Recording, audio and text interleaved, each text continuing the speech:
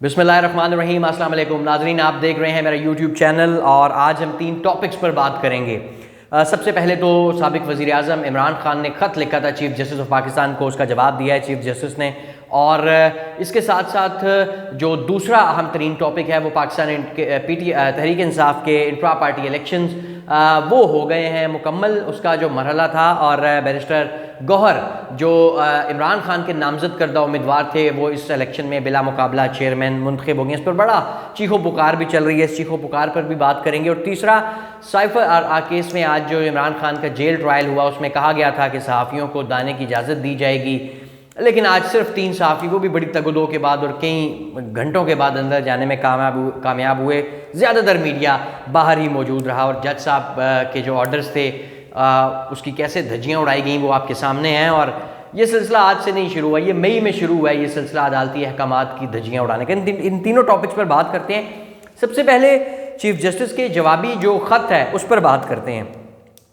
देखिए, इमरान खान ने जो इस वक्त बुनियादी इंसानी हुकूक का मामला है, जो उनको दरपेश मुश्किलात हैं, उनकी जमात को, उनके कारकुनों को, इस पर एक तफसीली 80+ पेजेस का एक ख़त उसे कह लें, एक दरख्वास्त कह लें, चीफ जस्टिस ऑफ पाकिस्तान को भिजवाई थी। और ये तवक्को होती है जब भी कोई साइल किसी को दरख्वास्त देता है तो उसे ये तवक्को होती है कि मुझे कोई मेरी दाद रसी होगी। और फिर चीफ जस्टिस ऑफ पाकिस्तान या सुप्रीम कोर्ट एक ऐसा बड़ा ऑफिस है, एक ऐसा बड़ा इदारा है कि जहाँ से लोगों को बहुत ज़्यादा तवक्कुआत होती हैं।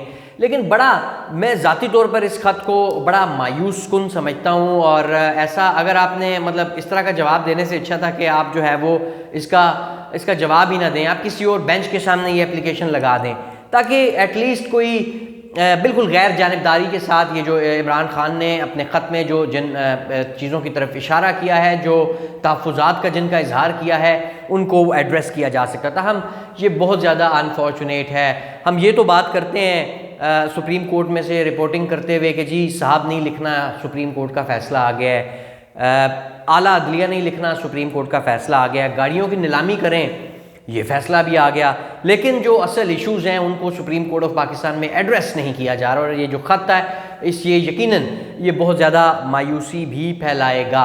और लोग क्योंकि तवक्को करते हैं, जैसे मैंने पहले कहा, सुप्रीम कोर्ट से या अदालतों से रिलीफ की, लेकिन इस वक्त जो है वो शायद करने का कोई और काम नहीं है। तो इस तरह की चीज़ें जो आ रही हैं कि साहब ना लिखें, गाड़ियाँ बेच दें, ऐसे कर दें, वैसे कर दें। ये कोविड के आज वो मैंने बहुत सारी ट्वीट्स भी ऐसी देखी, बहुत सारे लोगों ने लिखा हुआ कि जी वो कोविड में होता था कि लोग बहुत सारी दालें मिक्स कर देते थे और फिर वो दालें अलग करते थे वक्त गुजारी के लिए, या फिर वो छोटी कैंची लेके तो आप अपना लॉन जो है उसमें घास काटना शुरू हो जाएं।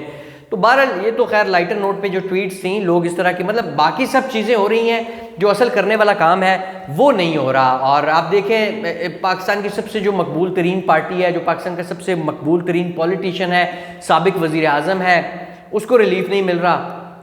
सुप्रीम कोर्ट की एक जज को रिलीफ नहीं मिल रहा। ख़वातीन की सूरत हाल आपके सामने है, बुनियादी इंसानी हुकूक की सूरत हाल आपके सामने है, लेकिन वो चीज़ें एड्रेस नहीं हो रही। बाकी नीलामियाँ भी चल रही हैं, साहब नहीं लिखना ये भी चल रहा है, नॉन इश्यूज़ बहरहाल चली जा रहे हैं। बहुत ज़्यादा अनफॉर्चुनेट और बड़े इस हवाले से मैंने देखा लोगों ने ट्वीट्स में भी दिल की भड़ास निकाली है, मायूसी का इजहार किया है। और मैं चाह रहा था कि कुछ ट्वीट्स आपकी आज मैंने शामिल करनी थी, कुछ कमेंट्स भी, लेकिन वो अभी अनफॉर्चुनेटली मिल नहीं रहे। कल से वो आपके सवालात और ट्वीट्स भी शामिल करूँगा। अब चलते हैं अगले टॉपिक की तरफ। देखें, जो पाकिस्तान तहरीक इंसाफ के इंट्रा पार्टी इलेक्शंस हुए हैं इसके ऊपर बहुत ज़्यादा क्रिटिसिज्म किया जा रहा है। किसकी तरफ से? मरियम औरंगज़ेब क्रिटिसिज्म कर रही हैं, वो पीपल्स पार्टी क्रिटिसिज्म कर रही है जी, बाकी तो छोड़े।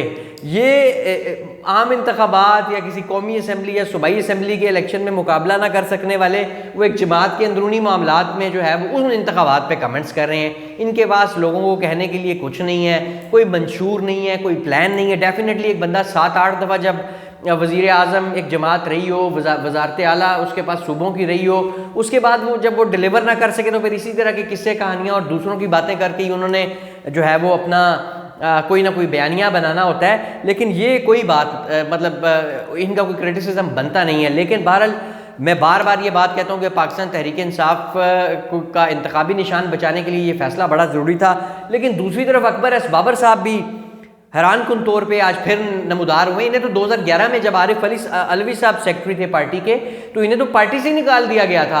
अब एक बंदा पार्टी में है ही नहीं, तो कल या नवाज शरीफ कहेगा कि मैंने पीटीआई का चेयरमैन का इलेक्शन लड़ना है, तो उसे भी लड़ने देंगे। कल जरदारी कहेगा जी मेरे और कोई जगह नहीं है, मैंने उधर इलेक्शन। ऐसे तो नहीं होता, जो पार्टी का मेंबर ही नहीं है वो कैसे इलेक्शन लड़ता। बहरहाल एक चीज़ वाज़ेह हो गई है, मैं आज आपको बता रहा हूँ, ये मामला इलेक्शन कमीशन में फिर जाएगा। अकबर एस बाबर ये इलेक्शन कमीशन में या किसी अदालत में लेके जाएंगे और इन पार्टी इलेक्शंस को चैलेंज करेंगे, क्योंकि आज जिस तरीके की उन्हें मीडिया कवरेज भी मिली, आज जिस तरीके से वो एक्टिव रहे, उनका पाकिस्तान तहरीक इंसाफ के साथ लेना देना क्या है। वो तो पाकिस्तान तहरीक इंसाफ के खिलाफ दरख्वास्त गुजार है मुख्तलिफ केसों में, और उनके बारे में आज उन्होंने प्रेस कॉन्फ्रेंस भी की और उसने कहा, उसमें वो कहते हैं कि इमरान खान ने मुझे कहा कि अगर मैं हटा तो तुम मेरी जगह पे आ जाना। यार बस अब ये मतलब लतीफ़ा ही ज़्यादा लगता है, इससे ज़्यादा क्या लगेगा। बहरहाल ये कामयाब है मेरे ख्याल में, पाकिस्तान तहरीक इंसाफ ने अपना इंतखाबी निशान बचा लिया। एक आखिरी अटैम्प्ट होगी ज़रूर, और अब देखना होगा कि इलेक्शन कमीशन इस पर कैसे रिस्पॉन्ड करेगा, या किसी और जगह पे अगर इनको चैलेंज किया जाता है तो वहाँ पे क्या होता है। लेकिन बहरहाल for the time being Pakistan Tehreek Insaf के चेयरमैन हैं अब बैरिस्टर गौहर अली खान, और सेक्रेटरी उसी तरह पहले की तरह उमर अयूब ही हैं, और यास्मीन राशिद पंजाब की सदर। बड़ा अच्छा कॉम्बिनेशन है पाकिस्तान तहरीक इंसाफ का मौजूदा हालात के तनाजुर में, और एक कामयाबी के साथ उन्होंने अपनी कामयाब हिकमत अमली के साथ ये अपना इंतखाबी निशान भी बचाया। इंट्रा पार्टी इलेक्शंस जो थे उनमें भी जो है वो मरहला मुकम्मल कर लिया। आई गेस आज नोटिफिकेशन भी हो जाएगा, आज या कल, और मंडे ट्यूसडे तक पाकिस्तान तहरीक इंसाफ ये जो अपने इंट्रा पार्टी इलेक्शन का जो मामला है, ये इसकी तारीख जो डिटेल है इलेक्शन कमीशन की रिक्वायरमेंट के मुताबिक उन्हें जमा करा देगी। बहरहाल for the time being again मैं कहूँगा कि पीटीआई को हाईजैक करने का जो मंसूबा था वो नाकाम हो गया है। अच्छा नाज़रीन, तीसरा टॉपिक जो इमरान खान का जेल ट्रायल हो रहा है इस वक्त। देखिए, जेल ट्रायल के हवाले से जज साहब ने कहा कि ये एक ओपन समाअत होगी, इसमें मीडिया भी आएगा, लेकिन आज मीडिया को रोक लिया गया और सिर्फ 3 सहाफ़ियों को अंदर जाने की इजाज़त मिली। उसका भी कोई पता नहीं है कि क्राइटेरिया क्या था, मतलब क्या किस तरीके से कि सिलेक्शन की गई कि ये अंदर जाएगा और ये अंदर नहीं जाएगा, कौन सा उसमें क्या पिक एंड चूज़ थी, इसकी कोई अभी तक डिटेल्स नहीं है। लेकिन ये जज साहब को अगर वो अपने ऑर्डर्स पे अमल नहीं करा सकते तो न जाने क्यों वो इस तरह के ऑर्डर्स देते हैं, और अगर दिए हैं तो उस पर अमल दरामद कराना चाहिए। अदालतें, आइन, कानून यही वो चीज़ हैं जो किसी भी मुआशरे के लिए, किसी भी मुल्क के लिए बहुत ज़्यादा ज़रूरी होते हैं, और लोग क्योंकि जो एक निज़ाम ज़िंदगी है वो इन्हीं के तहत ही चलता है। लेकिन बात अगर यहाँ हम देखें अदालती अहकामात पर अमल ना होने की, तो ये मामला मई में चला जाता है। मैंने आज एक ट्वीट की है, ज़रूर देखिएगा। ये सुप्रीम कोर्ट के अंदर मेरी एक छोटा सा वीडियो क्लिप है। ये उस दिन की बात है कि जब इलेक्शंस का ऑर्डर दे रही थी सुप्रीम कोर्ट, और सुप्रीम कोर्ट के अहकामात पर अमल नहीं था हो रहा, इलेक्शंस नहीं थे हुए। दोबारा हुक्म दिया गया, फिर इलेक्शन नहीं हुए थे, और वहाँ पे बाहर आके ये मरियम नवाज़, फजलुर रहमान और इस तरह के लोगों ने जलसा किया था, और सुप्रीम कोर्ट के जजों के बारे में वो तकरीर की थी कि कमरा अदालत नंबर 1 में आवाज़ें गई थी उसकी। और ये बिल्कुल पुलिस जो उस वक्त थी, इंतज़ामिया नून लीग की, PDM की हुकूमत थी, ये पीपल्स पार्टी नून, ANP, JUI, MQM सब उसमें शामिल थे, और जजों को धमकाया गया था इन सियासतदानों की तरफ से, और अदालती हुक्म पर अमल नहीं तय किया गया।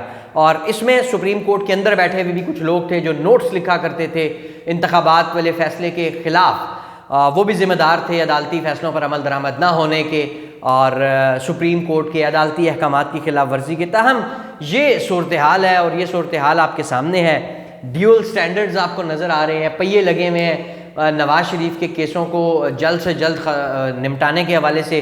दूसरी तरफ इमरान खान या PTI से के जो लोग हैं उनकी सूरत हाल भी आपके सामने है। अनफॉर्चुनेट सिचुएशन है, और अदालतों का तो मैंने आपको शुरू में ही बता दिया है कि वो सब कुछ कर रहे हैं, लेकिन जो असल करने वाला काम है वो नहीं हो रहा। साहब ना लिखें, ये ना लिखें, वो ना लिखें, वो सारा कुछ तो हो रहा है, नहीं हो रहा तो अनफॉर्चुनेटली ये जो असल इश्यूज़ हैं वो एड्रेस नहीं हो रहे। और मोरख जो है वो इस हवाले से यकीनन लिखेगा, वो यकीनन लिखेगा कि ये सारा कुछ क्या हुआ था। अभी हो सकता है लोग ना बोल पाएँ उस तरह, ना लिख सकें, लेकिन जो इस वक्त सुप्रीम कोर्ट का किरदार है वो इंतहाई अफसोसनाक उसे कहा जा सकता है, और अनफॉर्चुनेट है। बहुत ज़्यादा लोग बहुत ज़्यादा तवक्को करते हैं, मैं यही कहूँगा, मुनसफ़ के ओहदों पर बैठे लोगों से, लेकिन इस तरह के रवैये, इस तरह की चीज़ें वो सिर्फ़ और सिर्फ मायूसी ही फैलाती हैं। नाजरीन, मैं आज आपके सवालात और आपके कुछ कमेंट्स भी शामिल करना चाह रहा था, लेकिन वो मेरे मोबाइल में आगे पीछे हो गए, इंतहाई माजरत। कल से ज़रूर उसको भी शामिल किया करेंगे रेगुलर बेसिस पे। और आप सबका बहुत शुक्रिया। मैंने भी रिसेंटली इसी हफ्ते से शुरू किया है अपना वीलॉग का सिलसिला रेगुलरली, और आप लोगों की जो सपोर्ट है उसके लिए मैं बेहद आपका शुक्रगुजार हूँ। और जिस तरीके से आप लोग सपोर्ट कर रहे हैं, इंशाल्लाह रेगुलरली आपके साथ ये गपशप का सिलसिला जारी रहेगा। आज तक के लिए इतना ही, मुझे दीजिएगा इजाज़त। अपना बहुत सा ख्याल रखिएगा।